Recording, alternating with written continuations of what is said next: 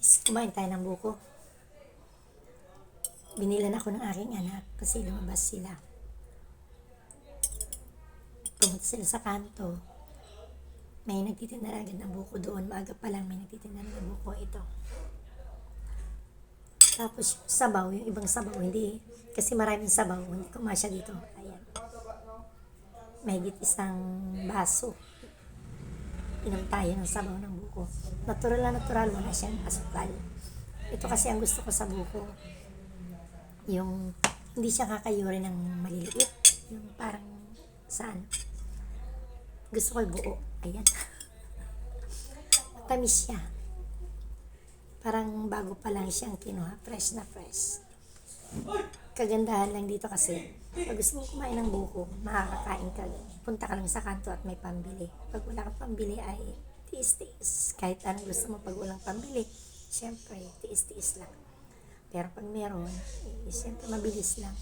Ipakakayod mo lang, ipabubukod mo itong pag ganito yung pagkakakayod. Sasabihin mo lang sa nagtitinda. Kaibahan sa probinsya pag meron kang naalagaan na niyugan. Anytime pwede kang kumain ng buko basta marunong kang umakyat. O kaya pag nagkukopra, samantalahin mo na pag may magkukopra, kinakawit yung ano sa taas ng niyog. Ayan, papakawit ka lang ng buko, pwede ka nang kumain ng buko.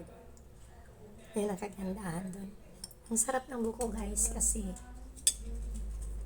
fresh na fresh siya.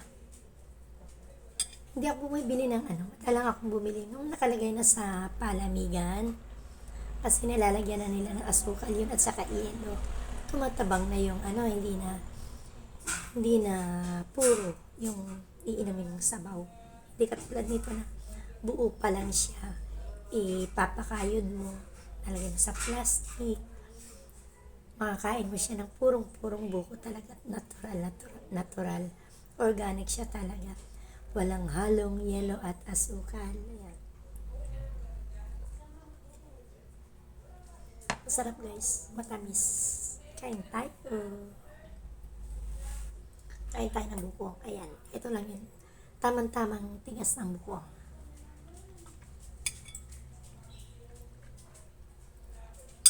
Maganda ito kasi kung may problema ka sa urine, sa pag-ihi mo, ito parang lilinisin yung ating panto. Makakaihi tayo ng maayos. Subok na subok ko to kasi ito yung lagi kong iniinom pag may problema ako sa pag-ihi o kahit wala.